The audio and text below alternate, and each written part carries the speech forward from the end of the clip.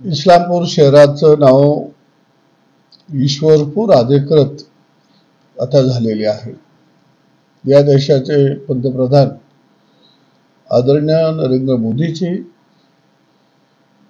गृहमंत्री आदरणीय अमित शहाजी आणि या राज्याचे कृतज्ञ तरुण तडफदार मुख्यमंत्री आदरणीय देवाभाऊजी आणि दोन्ही उपमुख्यमंत्री आदरणीय एकनाथ शिंदे साहेब असतील किंवा अजितदादा असतील, या सगळ्यांचं मी निश्चितपणानं अभिनंदन करतो।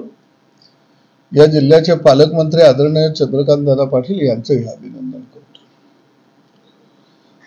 मुळामध्ये इस्लामपूरचं ईश्वरपूर व्हावं ही मागणी फार पूर्वीपासून खऱ्या अर्थानं पुढे आलेली होती। राष्ट्रीय स्वयंसेवक संघाचे प्रणेते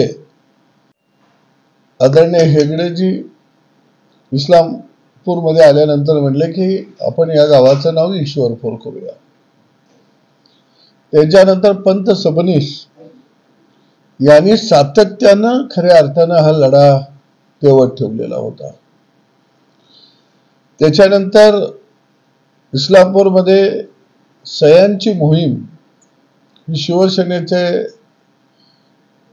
आनंदराव पवार बापू यांनीही राबवलेली होती। अनेक लोक खऱ्या अर्थानं काम करत होते, परंतु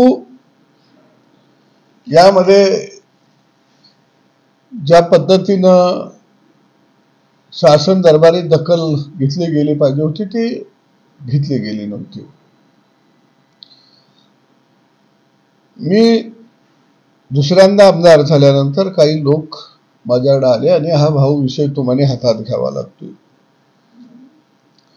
आणि पहिल्यांदा या संदर्भामध्ये काही जुनी डॉक्युमेंट आहेत ते गोळा करण्याचं काम मी सुरू केलं। सर्व कागदपत्र जुनी एकत्रित केली। त्याच्यानंतर राज्याच्या मुख्यमंत्र्यांना भेटलो, पत्र दिलं। त्याच्यानंतर प्रस्ताव मागवण्यासंदर्भात कार्यवाही त्वरित करावी असे आदेश राज्याच्या मुख्यमंत्र्यांनी दिले आणि मग त्या प्रस्तावाच्या पाठलाग माझा पीए आदिनाथ कपाले यानं मोठ्या प्रमाणामध्ये केला। खरं बघितलं तर कोणती गोष्ट ज्यावेळी होती त्यावेळी पडद्याच्या पाठीमागं त्याच्यासाठी काही काम करणारे शक्ती असतात, त्यातला आदिनाथ कपाले त्यानं संपूर्ण कागदपत्र एकत्रित करणं, मंत्रालयातल्या वेगवेगळ्या विभागामध्ये ते पत्र आणि फाईल पुढे चालवत नेणं, त्याच्यानंतर तालुका पातळीवरची कागदपत्राची जुळवाजुळव करणं, प्रांताकडं असेल तिथले कागदपत्र, तहसील विभागातले कागदपत्र, जिल्हा अधिकारी, आयुक्त कार्यालय आणि त्याच्यानंतर हा प्रवास हा मंत्रालयापर्यंत आला। मग सामाजिक न्याय विभाग असेल, त्याच्यानंतर सामान्य प्रशासन विभाग असेल, त्याच्यानंतर महसूल विभाग असेल, त्याच्यानंतर तुमचा ग्रामीण विकास विभाग असेल, नगर विकास विभाग असेल, या सगळ्यांच्याकडे ही फाईल गेली। सगळ्यांच्या माहिती डिटेल्स, त्यांचे अभिप्राय हे सगळे तयार झाले आणि हे तयार झाल्यानंतर फायनल स्टेजला या अधिवेशनामध्ये हा विषय सभागृहात बहुमतानं होणं अत्यंत गरजेचं होतं आणि म्हणून मी आदरणीय चंद्रकांत दादांना भेटलो आणि अंतिम टप्प्यातली फाईल ही परत आम्ही मुख्यमंत्र्यांच्या सहीला आणली। मुख्यमंत्र्यांची सही झाली आणि सभागृहामध्ये त्याची घोषणा झाली। वरच्या सभागृहामध्ये मी त्याची मागणी केलेली होती आणि खालच्या सभागृहामध्ये माझे सहकारी आमदार गोपीचंद पडळकर यांनी मागणी केली आणि मग दुपारी अध्यादेश निघाला आणि त्याची घोषणा झाली। त्याच्यानंतर गॅझेट होण्याच्या दृष्टिकोनातून या नावाला मान्यता मिळण्याचा परत प्रस्ताव राज्य सरकारने मंजूर केल्यानंतर तो केंद्राकडे पाठवला गेला आणि केंद्रामध्ये मग वेगवेगळ्या डिपार्टमेंटला तो प्रस्ताव जात असतो, तो गृह विभागाला जात असतो, तो दूरसंचार विभागाला जात असतो, तो रेल्वे विभागाला जात असतो, तो ॲग्रिकल्चर विभागाला जात असतो. म्हणजे तिथल्या सगळे विभाग जे आहेत, अगदी विमान वाहतूक विभागाला जात असतो. आणि या सगळ्याचा पाठलाग मी 2 वेळा दिल्लीला जाऊन आलो आणि सगळ्याचा पाठलाग दिली स्वरूपामध्ये हा आदिनाथ माझा घेत होता आणि मला रिपोर्टिंग करत होता. काही विभागाच्या सचिवाशी मी डायरेक्ट फोनवरून बोलत होतो. ठीक आहे, एक असतं की आता काही लोक म्हणत आहे आम्ही गेलो ना आम्ही केलो, मला काही त्यांना कोणाला दोष द्यायचा नाही. मला वाटत नाही जे बोलत आहेत त्यांच्याकडे काही कागद आहेत का. त्यांनी माझ्याकडे येऊन जर बघितलं तर 200-250 पानाची जी फाईल आहे आणि त्यातला एकेने एक कागद माझ्याकडे आहे. शेवटी ज्यावेळी इतिहास लिहिला जातो त्यावेळी कागदावर कोण प्रयत्न करत होतं ते प्रयत्न करणाऱ्याचं नाव कागदावर आलेलं असतंय. तर मी माझ्या आमदारकीच्या आणि मंत्रिपदाच्या काळामध्ये मी कधी श्रेयवादामध्ये कधी अडकलो नाही. कारण काम करत राहणं हे नेहमी मी माझं ध्येय ठेवलंय. म्हणजे एक आपल्याकडं मला एक शेर आठवला म्हणून मी ते मगाशी पाहत होतो.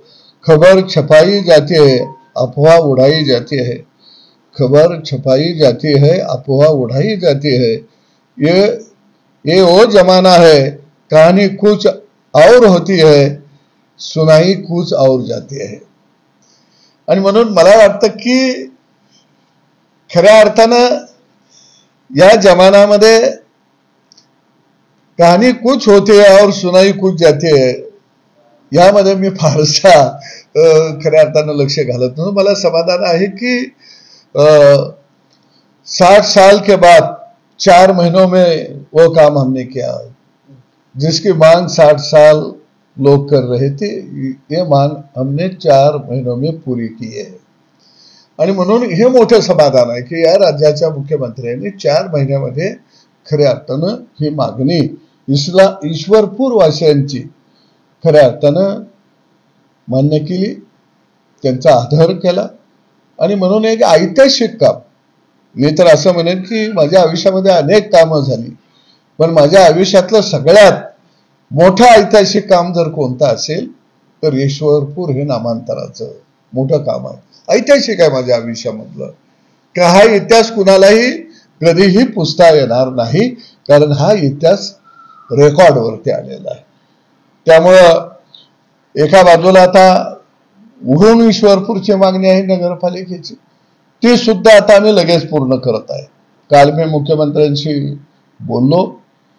सोमवारी मंगळवारी आम्ही कॅबिनेटमध्ये तो प्रस्ताव 2 दिवसामध्ये आणण्याचा प्रयत्न करतोय आणि आचारसंहिता लागायच्या अगोदर आम्ही त्याचीही घोषणा करत आहोत. आणि ईश्वरपूरचं नामांतर हे उरण ईश्वरपूर असं त्या ठिकाणी होईल. निश्चितच या कामी या राज्याच्या मुख्यमंत्र्यांनी सदैव आमच्या पाठीशी ते राहिले, त्याबद्दल मी सगळ्यांना धन्यवाद देतो. काही लोकांना असं वाटतं की उरण होणार का नाही, मग आम्ही आंदोलन केलं. आता त्याही लोकांना माझ्या शुभेच्छा आहेत दिपावलीच्या. उरण ईश्वरपूर झाले की फटाक्या लावा, नाचायला लागा, काही हरकत नाही, तर आम्ही आमचं काम करत आहोत. जे काम गेल्या 60 वर्षामध्ये कोण करू शकलं नाही ते काम ईश्वरपूर वासियांच्या पाठिंब्यानं आज पूर्णाने साकार झालेलं.